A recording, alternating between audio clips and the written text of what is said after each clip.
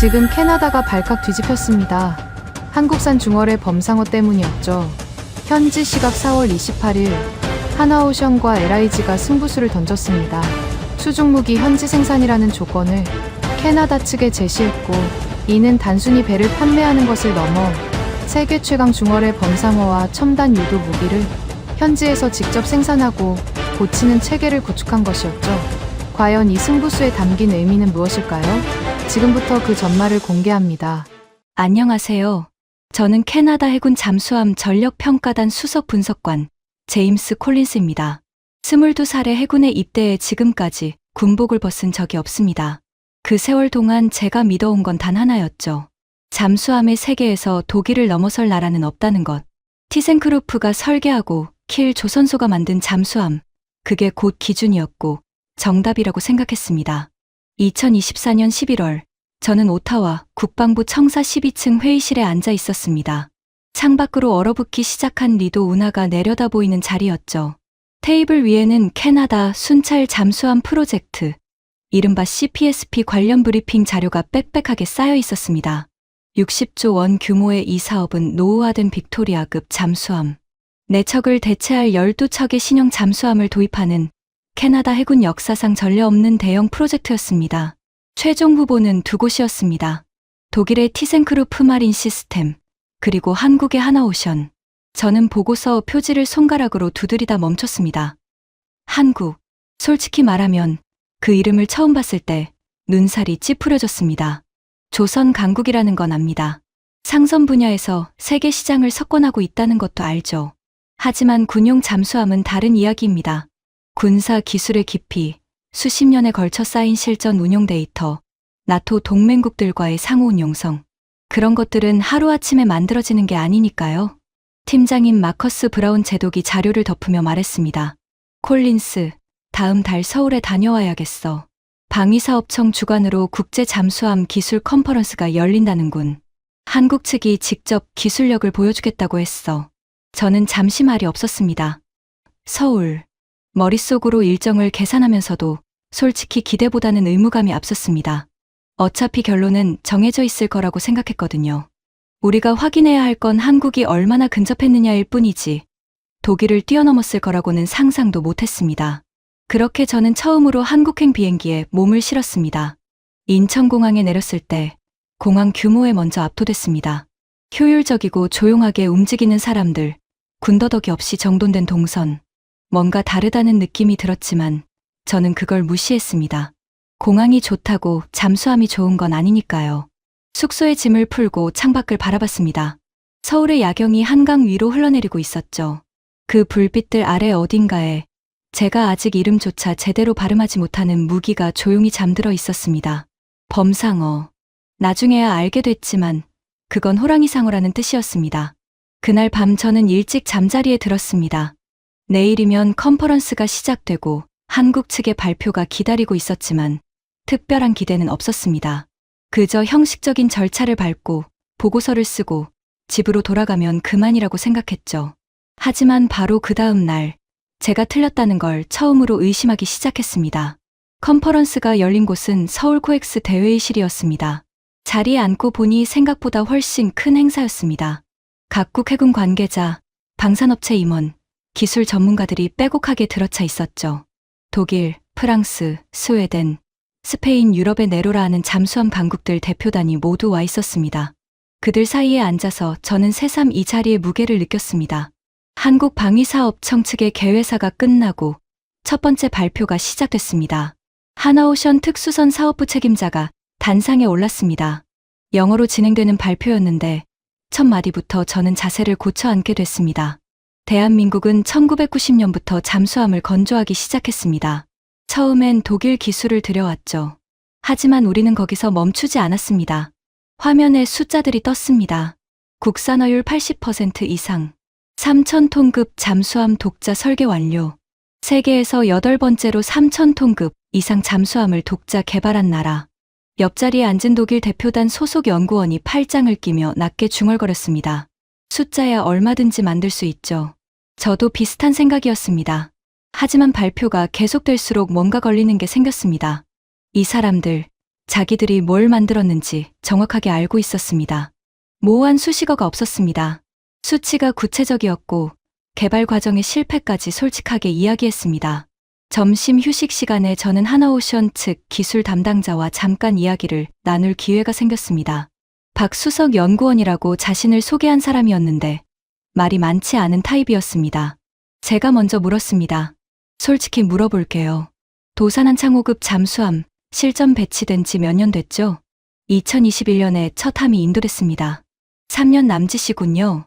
캐나다가 원하는 건 검증된 전력입니다. 3년은 짧지 않나요?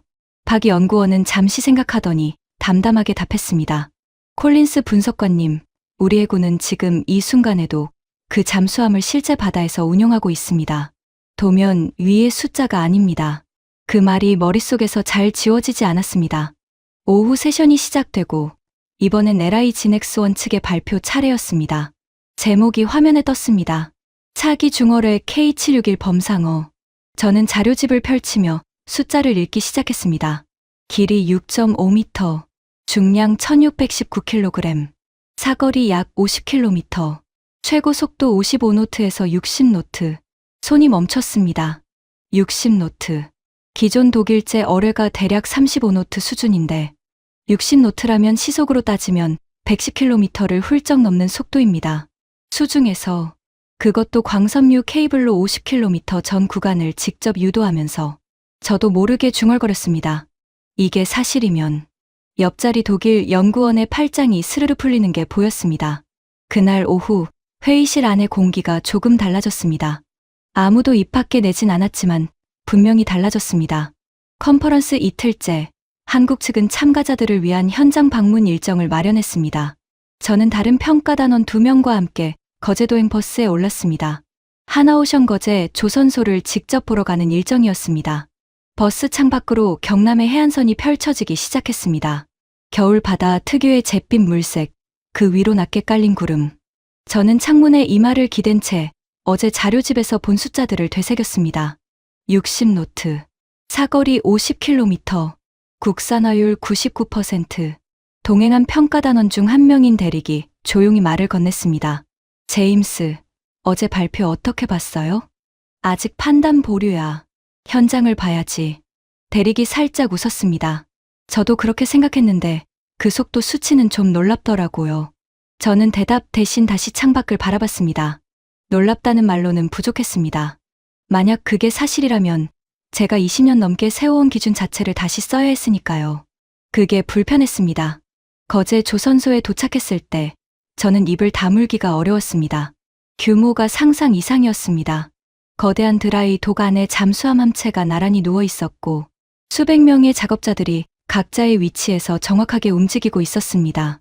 소음은 컸지만 혼란스럽지 않았습니다. 군사 작전처럼 정돈된 움직임이었죠. 안내를 맡은 박 연구원이 설명했습니다.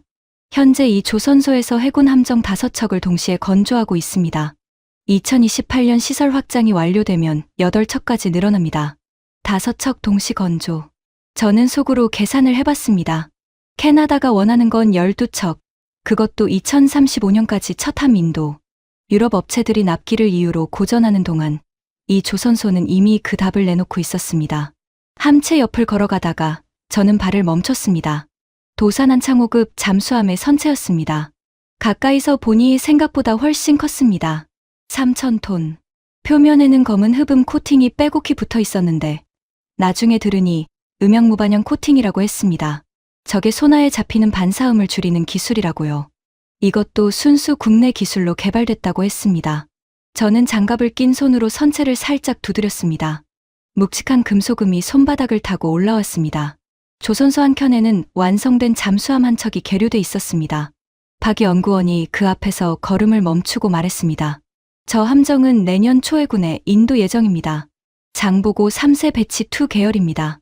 리튬이온 배터리와 공기부료 추진 체계를 결합해서 수중에서 3주 이상 잠항이 가능합니다. 3주 이상. 저는 그 말이 의미하는 바를 천천히 풀어봤습니다. 재래식 디젤 잠수함이 수중에서 그 정도 버틸 수 있다는 건 사실상 핵잠수함의 영역에 근접한다는 뜻이었습니다. 캐나다 해군이 북극해 작전을 염두에 두고 있다는 걸 생각하면 이건 단순한 성능 수치가 아니었습니다. 대리기 나지막이 말했습니다. 제임스, 이거 우리 보고서 방향을 다시 생각해봐야 할 것 같지 않아요? 저는 아무 말도 하지 않았습니다. 하지만 속으로는 이미 뭔가가 흔들리고 있었습니다. 20년 넘게 쌓아온 확신이 한 조선소 안에서 조금씩 금이 가기 시작하는 느낌이었습니다. 그날 저녁 숙소로 돌아오는 버스 안에서 저는 자료집을 다시 펼쳤습니다. 범상어. 그 이름 아래 적힌 숫자들을 손가락으로 짚어가며 읽었습니다. 그리고 처음으로 이 어뢰를 실제로 보고 싶다는 생각이 들었습니다. 내일 일정에 추가 요청을 넣어야겠다고 생각하며 창밖을 봤습니다. 거제 앞바다가 검고 넓게 펼쳐져 있었고 파도 소리가 멀리서 들려왔습니다. 다음 날 아침 저는 컨퍼런스 측에 요청을 넣었습니다. 범상어 관련 기술 브리핑과 가능하다면 실사격 영상이라도 볼 수 있는지를. 오후에 연락이 왔습니다. LIG 넥스원 측에서 별도 설명회를 마련해 주겠다고 했습니다. 설명회 장소는 컨퍼런스장 안의 작은 프레젠테이션 룸이었습니다. LIG 넥스원에서 나온 분은 박수석 연구원이 아닌 어뢰 개발팀 소속이라고 밝힌 이 팀장이었습니다. 마른 체형에 안경을 낀 사람이었는데 들어서자마자 노트북을 열고 바로 본론으로 들어갔습니다. 인사치레가 없었습니다. 범상어는 2009년 3월 탐색 개발을 시작해서 2018년 6월 운용시험 평가를 완료했습니다. 2022년 품질인증 사격 시험을 거쳐 현재 본격 양산 중입니다. 화면에 어뢰의 측면도가 떴습니다. 길고 유선형의 몸체. 이 팀장이 포인터를 움직이며 설명했습니다. 길이 6.5m, 중량 1619kg, 최고 속도 55에서 60노트, 사거리는 약 50km이며 광섬유, 케이블을 통한 유선 유도로 사거리 전 구간을 직접 통제할 수 있습니다. 저는 손을 들었습니다. 60노트라고 하셨는데 기존 백상어와 비교하면 어느 정도 차이죠? 백상어가 35노트 수준입니다. 범상어는 그보다 25노트 이상 빠릅니다. 기존 독일제 어뢰와 비교하면요? 이 팀장이 잠시 눈을 마주쳤습니다. 미소가 없는 얼굴이었지만 눈빛에 자신감이 있었습니다. 비교하기 곤란한 수준입니다. 성능이 월등히 앞서기 때문에 저는 펜을 내려놨습니다. 그 말이 허풍처럼 들리지 않았습니다. 이 사람은 지금 자기가 만든 것에 대해 이야기하고 있었고 그 눈빛엔 과장이 없었습니다. 이 팀장이 계속했습니다. 추진 체계는 리튬 배터리 기반의 전기 모터를 사용합니다. 사출음이 없어 발사 순간부터 은밀성이 유지됩니다. 중간 유도 구간에선 프로펠러 회전수를 낮춰 더욱 조용히 접근하고 표적 근접 시 최대 속도로 전환합니다. 그리고 화면이 바뀌었습니다. 실사격 시험 영상이었습니다.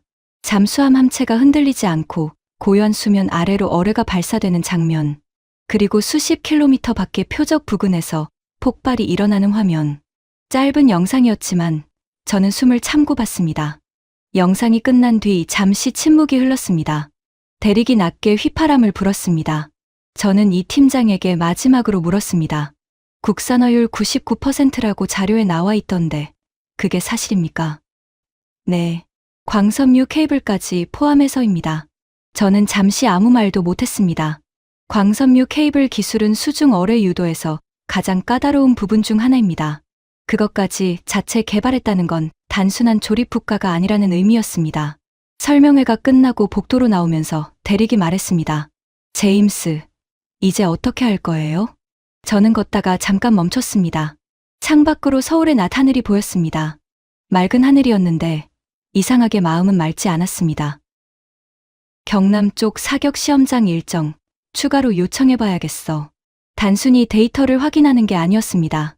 저는 내 눈으로 직접 봐야 한다는 생각이 들었습니다. 이 어뢰가 실제로 바다 위에서 어떻게 움직이는지. 그 순간부터 이 여정의 성격이 달라졌습니다. 그날 밤 저는 호텔 방 책상에 앉아 노트북을 켜고 오타와의 중간 보고를 보내려다 멈췄습니다. 커서가 깜박이는 빈 화면 앞에서 저는 한참을 앉아 있었습니다. 무엇을 써야 할지 몰랐습니다. 아니, 정확히는 쓰고 싶지 않은 게 생겨버린 상황이었습니다. 20년 넘게 저는 유럽, 그 중에서도 독일이 잠수함 기술의 정점이라고 믿었습니다. 그 믿음 위에서 보고서를 써왔고 조언을 해왔고 캐나다 해군의 전력 구축 방향을 논했습니다. 그런데 지금 제 앞에 놓인 자료들은 그 믿음이 적어도 어뢰 분야에서만큼은 틀렸을 수 있다고 이야기하고 있었습니다. 하지만 쉽게 인정할 수가 없었습니다. 저는 자리에서 일어나 창가로 걸어갔습니다. 서울의 밤이 환하게 펼쳐져 있었습니다. 저 멀리 한강이 검게 흐르고 그 위로 다리들의 불빛이 줄지어 있었죠. 머릿속에서 반론들이 올라왔습니다. 3년 남짓의 실전 운용 이력, 나토 상호운 용성 기준과의 적합성, 캐나다 현지 생산 역량 분명히 검토해야 할 부분들이 있었습니다. 독일은 수십 년간의 운용 데이터가 있습니다. 노르웨이, 이스라엘, 포르투갈에 잠수함을 수출한 검증된 이력이 있습니다. 반면 한국은 인도네시아 수출 실적이 전부였죠. 그런데 이상하게 그 반론들이 예전만큼 단단하게 느껴지지 않았습니다. 저는 다시 책상으로 돌아와 자료집을 폈습니다. 범상어 재원 페이지, 60노트, 사거리 50km, 국산화율 99%, 숫자들을 반복해서 읽으면서 저는 제 안에서 무언가가 싸우고 있다는 걸 느꼈습니다. 오랜 확신과 새로 들어온 사실 사이에서 전화가 울렸습니다. 오타와의 브라운 제독이었습니다. 콜린스, 어때? 현장 분위기가? 복잡합니다. 제독. 예상보다 괜찮다는 건가? 저는 잠시 망설였습니다. 창밖을 보다가 낮게 말했습니다. 예상과 다릅니다. 단순히 괜찮은 수준이 아닐 수도 있습니다. 수화기 너머로 짧은 침묵이 흘렀습니다. 보고서는 귀국 후에 자세히 듣지. 마저 잘 보고 와. 전화가 끊겼습니다. 저는 한참 수화기를 내려다봤습니다. 귀국 후. 그때까지 저는 제 머릿속에서 싸우고 있는 두 가지 사이에서 답을 내려야 했습니다. 다음 날 아침 일찍 사격 시험 현장 방문 승인이 났다는 연락이 왔습니다. 동해 해상 사격 시험장. 범상어의 실제 발사 훈련을 관람할 수 있다고 했습니다. 저는 그 문자를 읽으며 처음으로 두렵다는 느낌이 들었습니다. 기대가 아니라 두려움. 만약 그걸 직접 봤을 때 제 안에 남은 마지막 반론마저 무너진다면 그때 저는 무엇을 써야 하는 걸까? 20년의 확신을 뒤집는 보고서를.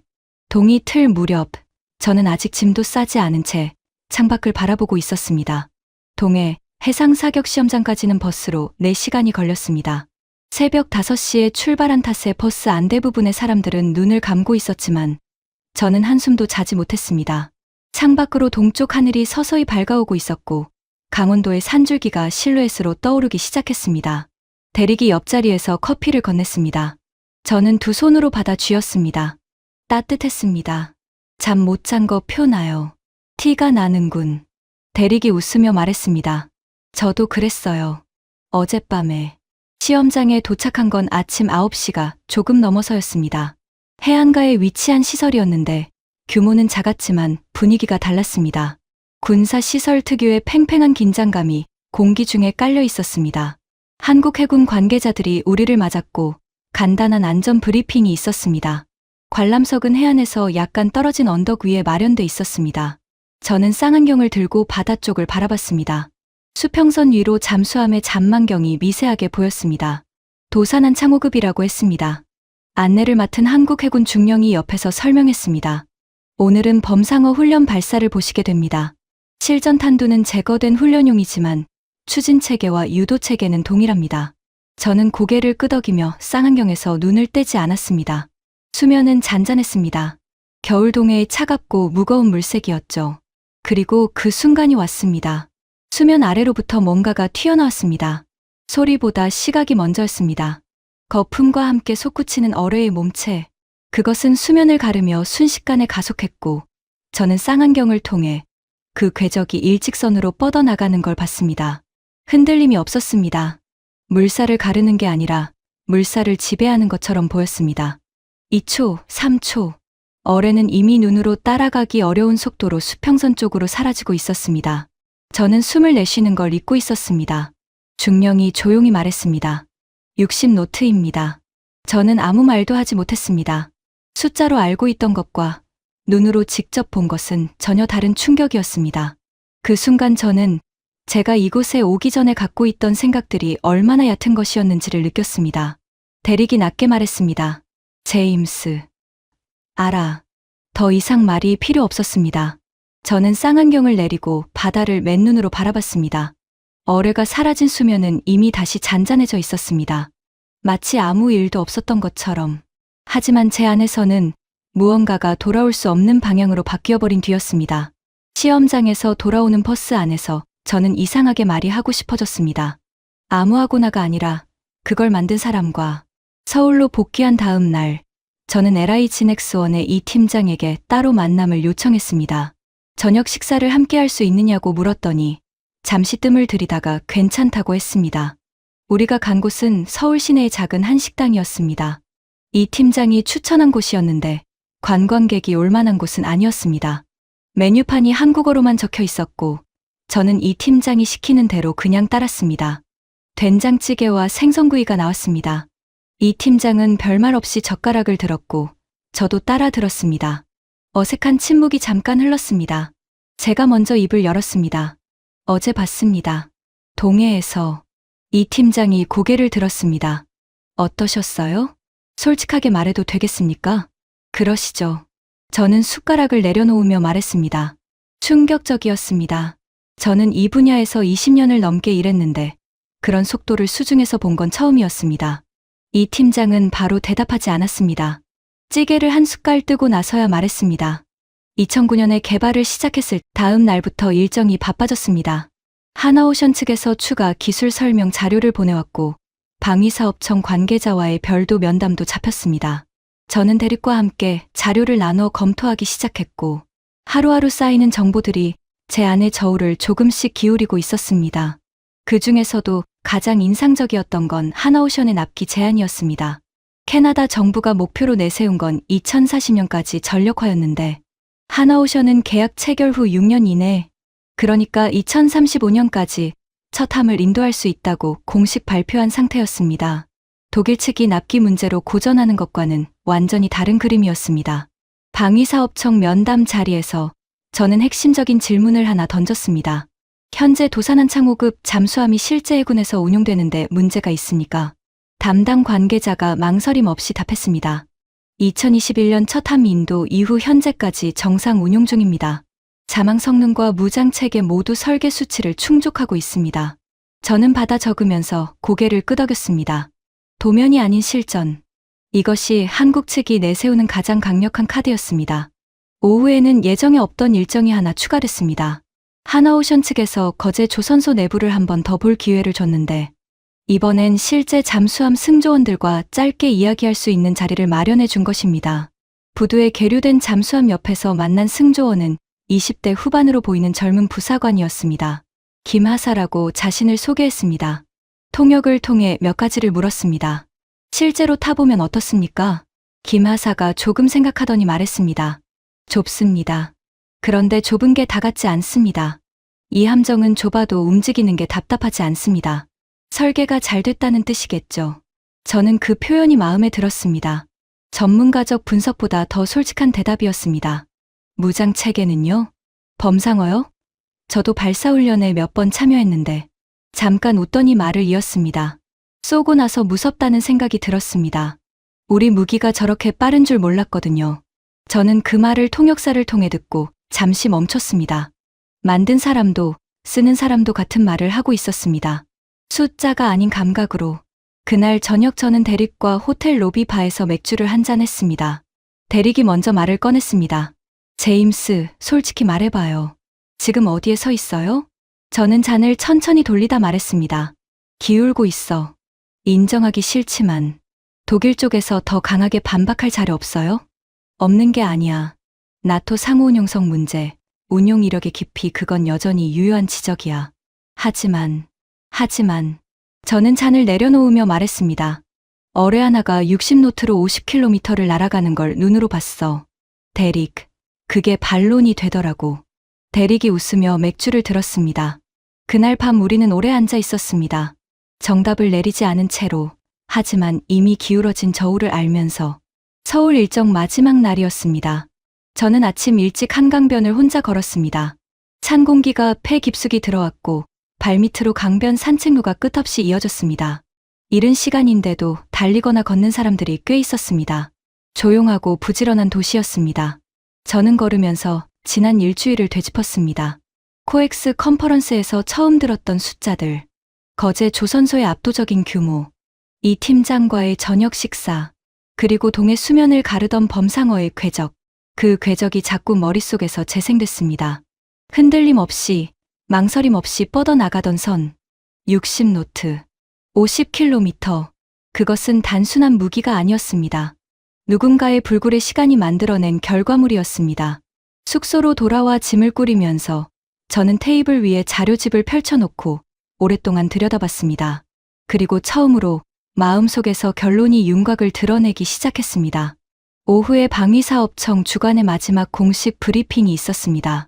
참가국 대표단이 모두 모인 자리였고 한국 측이 CPSP 사업에 대한 최종 제안 내용을 요약해서 발표했습니다. 2035년 첫 함인도, 캐나다 현지 유지보수 시설 구축, 현지 인력 고용, 그리고 범상어 어뢰 현지 생산 가능성. 마지막 항목에서 저는 눈을 크게 떴습니다. 어뢰 현지 생산. 단순히 잠수함을 납품하는 게 아니라 캐나다 안에 방산 생태계 자체를 심겠다는 이야기였습니다. 브리핑이 끝난 뒤 복도에서 독일 대표단 연구원과 마주쳤습니다. 첫날 팔짱을 끼며 냉소했던 그 사람이었습니다. 이번엔 팔짱을 끼지 않았습니다. 눈빛도 달라져 있었습니다. 우리는 잠깐 눈이 마주쳤고 서로 아무 말도 하지 않았습니다. 하지만 그 침묵 안에 많은 것이 들어 있었습니다. 공항으로 가는 택시 안에서 저는 창밖을 바라봤습니다. 서울의 도로가 빠르게 뒤로 흘렀습니다. 비행기 안에서 저는 노트북을 열고 처음으로 보고서 초안의 첫 문장을 썼습니다. 한국의 잠수함 및 어뢰 기술력은 기존의 평가 기준을 재설정할 필요가 있습니다. 손가락이 잠깐 멈췄습니다.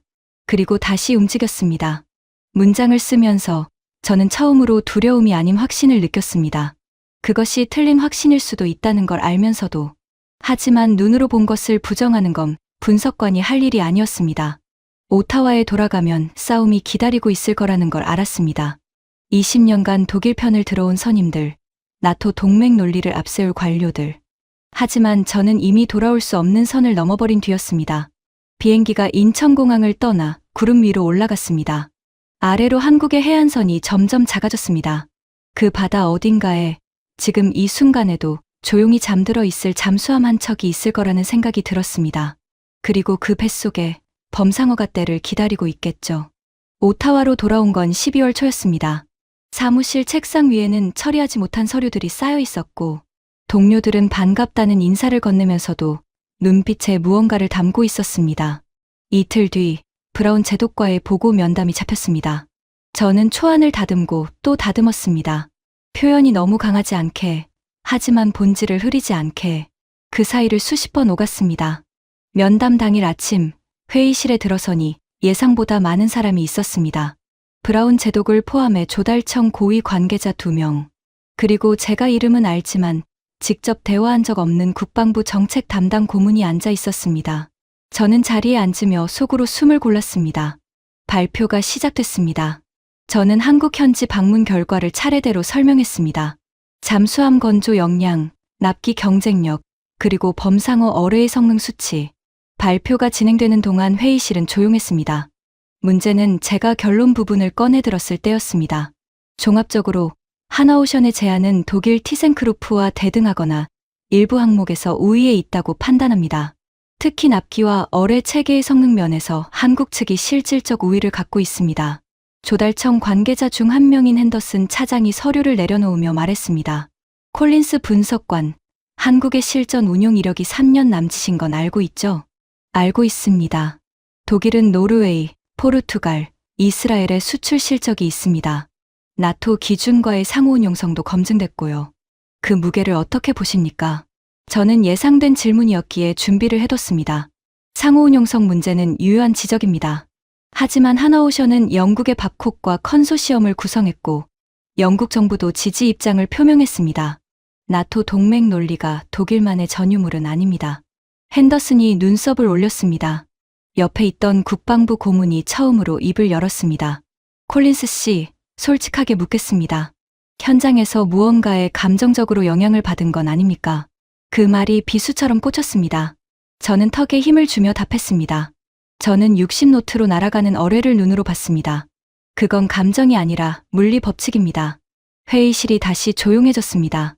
브라운 제독이 처음으로 말했습니다. 목소리는 낮았지만 무거웠습니다. 콜린스, 이 보고서가 그대로 올라가면 파장이 크다는 거 알지? 우리가 20년간 쌓아온 유럽 파트너십에 직접 영향을 미치는 내용이야. 저는 제독을 바라봤습니다. 알고 있습니다. 그래도 제가 본 것을 다르게 쓸 수는 없습니다. 잠시 침묵이 흘렀습니다.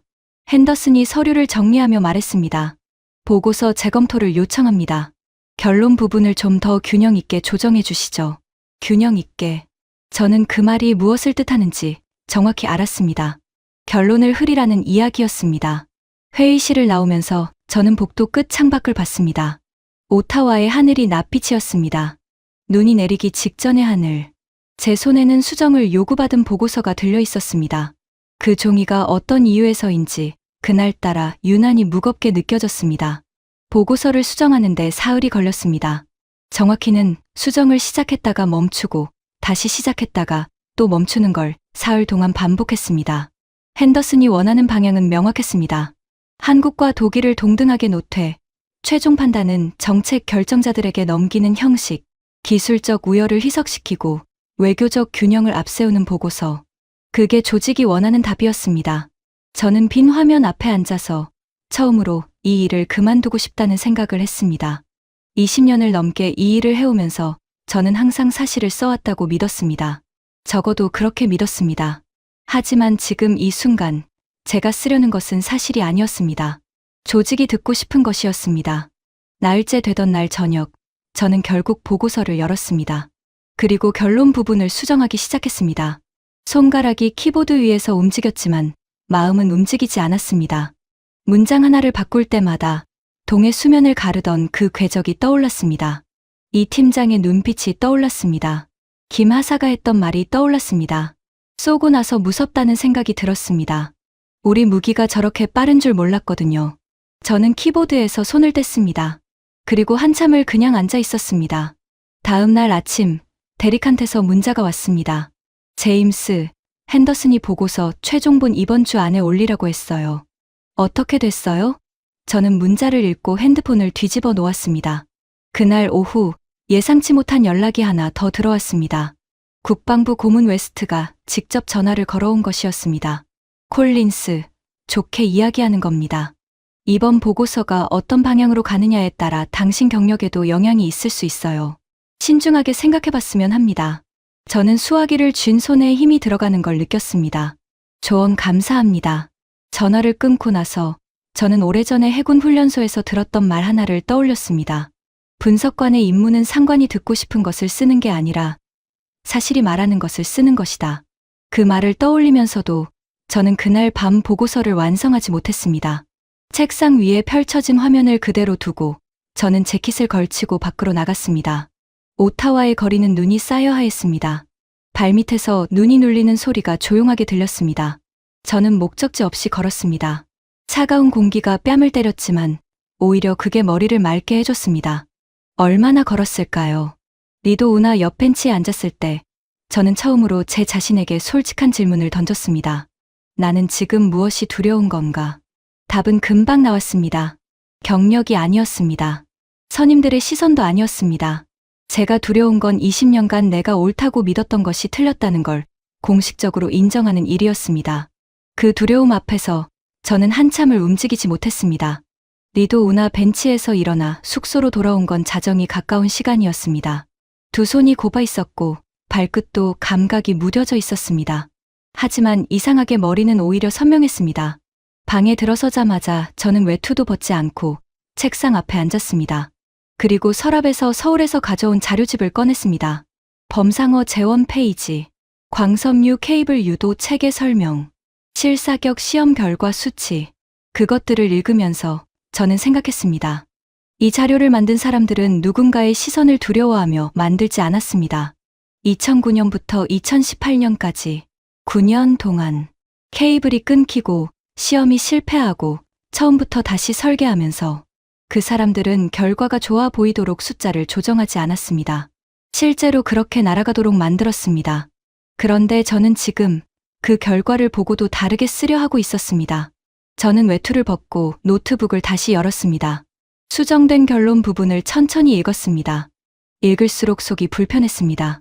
문장들이 사실이 아니어서가 아니라 사실을 말하지 않고 있어서 한참을 그렇게 앉아 있다가 저는 결국 수정본을 덮고 원본 파일을 다시 열었습니다. 처음 서울에서 비행기 안에서 썼던 그 첫 문장이 그대로 있었습니다. 한국의 잠수함 및 어뢰 기술력은 기존의 평가 기준을 재설정할 필요가 있습니다. 저는 그 문장을 오래 바라봤습니다. 그리고 천천히 그 아래로 계속 써 내려가기 시작했습니다.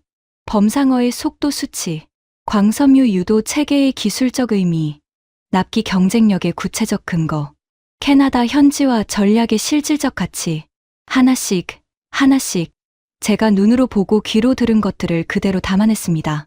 문장을 다듬는 게 아니라 사실을 쌓는 작업이었습니다. 새벽 2시가 넘었을 때 저는 결론 부분을 다시 썼습니다.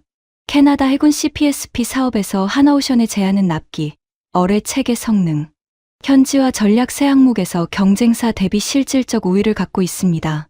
본 분석관은 상기 근거에 기반해 하나오션을 우선 검토, 대상으로 권고합니다. 마지막 마침표를 찍고 저는 등받이에 기댔습니다. 가슴 안쪽이 이상하게 가벼웠습니다. 두렵지 않다는 게 아니었습니다. 두려운데도 가벼웠습니다. 오랫동안 무거웠던 것이 제자리를 찾은 느낌이었습니다. 창밖으로 오타와의 밤이 조용하게 펼쳐져 있었습니다. 눈이 내리고 있었습니다. 가로등 불빛 아래 눈송이들이 천천히 내려앉는 걸 바라보며 저는 처음으로 이 여정의 끝이 보인다는 느낌을 받았습니다.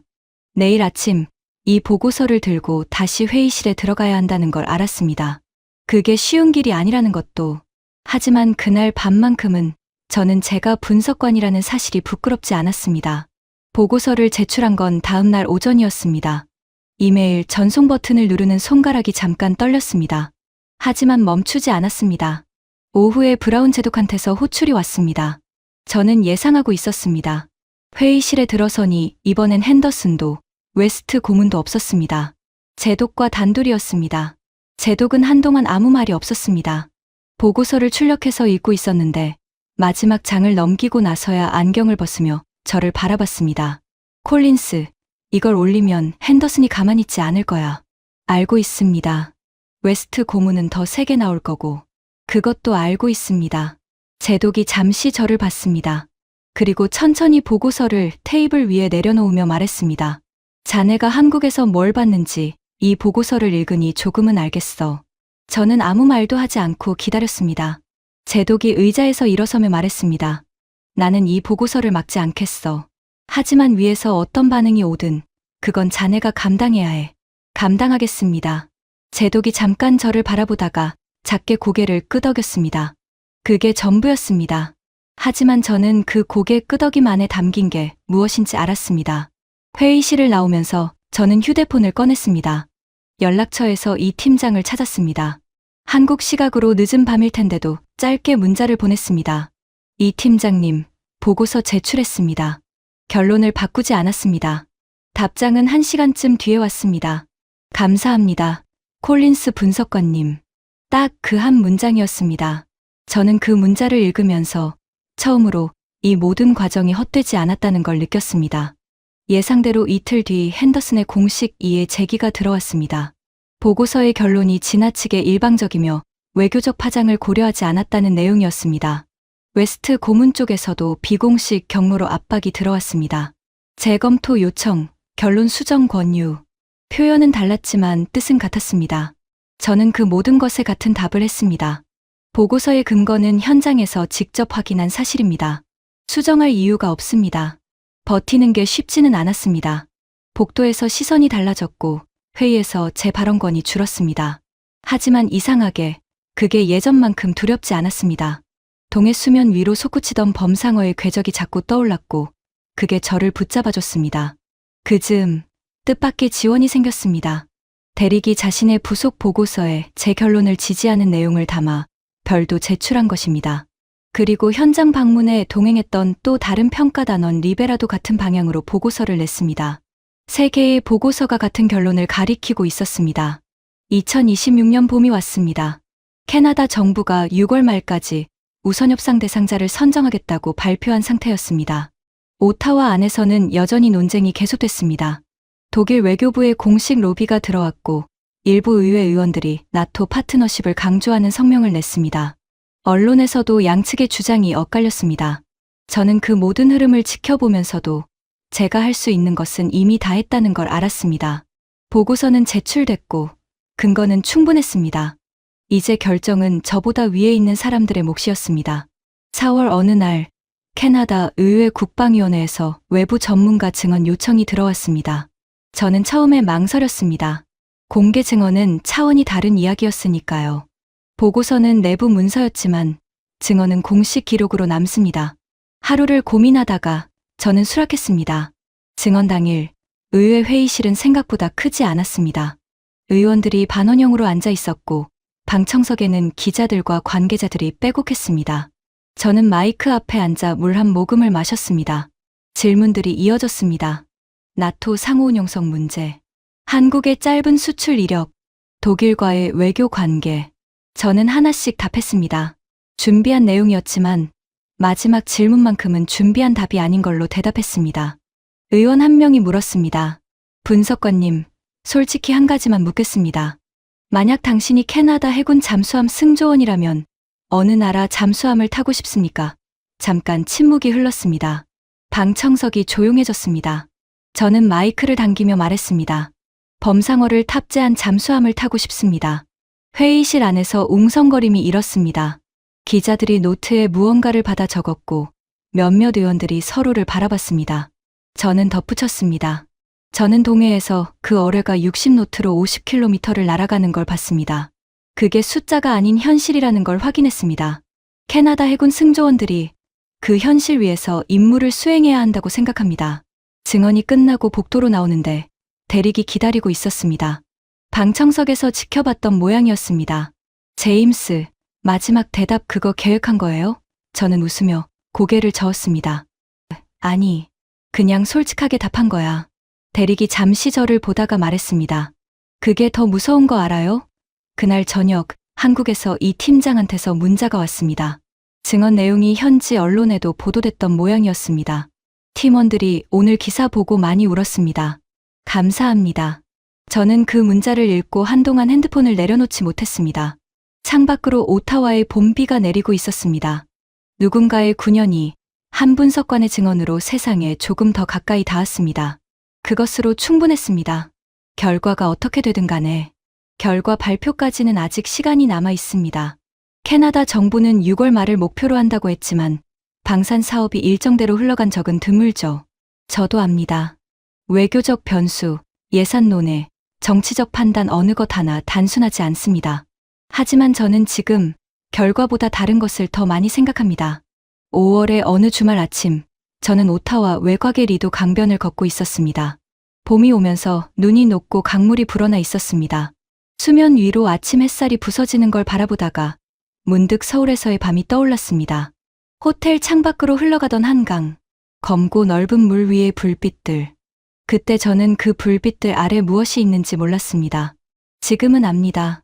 수십 년간 남의 기술을 들여다 쓰던 나라가 언젠가부터 자기 손으로 설계하기 시작했습니다. 케이블이 끊기면 다시 만들고 시험이 실패하면 처음부터 돌아갔습니다. 그렇게 9년을 버텨서 만든 어뢰가 60노트로 수중을 가릅니다. 소리도 없이, 흔들림도 없이. 저는 그것을 눈으로 봤습니다. 분석관으로서의 제 임무는 사실을 쓰는 것입니다. 저는 그 임무를 다했다고 생각합니다. 보고서가 어떻게 활용되든, 증언이 어떤 무게를 갖든 그건 제 영역 밖의 일입니다. 하지만 제가 쓴 것이 사실에 기반했다는 건 누가 뭐라 해도 바꿀 수 없습니다. 며칠 전 이 팀장한테서 짧은 메시지가 왔습니다. 다음에 한국에 오시면 팀원들한테 인사시켜드리고 싶습니다. 저는 꼭 가겠다고 답했습니다. 어쩌면 그 자리에서 범상어를 직접 만든 사람들의 얼굴을 볼 수 있을 겁니다. 9년을 버텼던 사람들, 케이블이 끊길 때마다 다시 납땜을 했던 사람들, 시험 성공 순간 얼싸안았던 사람들의 얼굴을 저는 그 만남이 기대됩니다. 강변을 걷다가 저는 발을 멈추고 강물을 바라봤습니다. 물은 소리 없이 흐르고 있었습니다. 깊고 투명한 봄의 강물. 바다도 저렇게 흐르겠지, 라는 생각이 들었습니다. 지금 이 시간에도 어딘가의 수심 깊은 곳에서 검은 선체를 감추고 조용히 움직이는 잠수함 한 척이 있을 겁니다. 그 뱃속에 범상어가 실려 있겠죠. 불릴 때를 기다리며 아무 소리도 없이 저는 외투깃을 세우며 다시 걸음을 뗐습니다.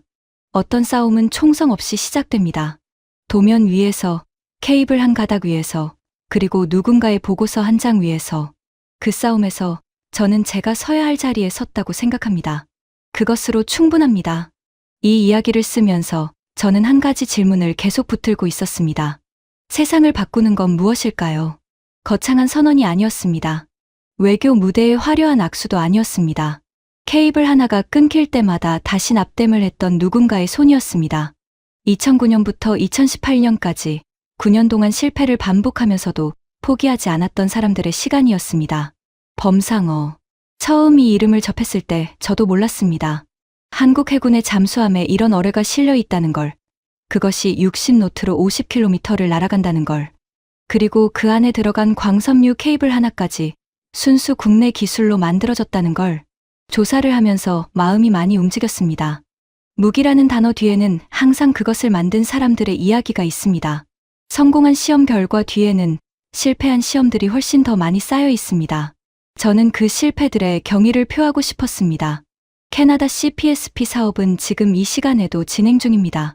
결과가 어떻게 되든 하나오션과 팀코리아가 세계 무대에서 독일과 어깨를 나란히 하고 겨루고 있다는 사실 자체가 이미 대단한 일입니다. 불과 30여 년 전 독일 기술을 들여다 처음 잠수함을 만들던 나라가 지금은 독일과 최종 결선을 다투고 있으니까요. 이 이야기를 보신 분들이 뉴스 한 줄로 지나쳤을 이 사실들을 조금 더 오래 기억해 주셨으면 합니다. 우리가 모르는 사이에도 누군가는 바다 아래에서 조용히 싸우고 있습니다. 시청해 주셔서 감사합니다.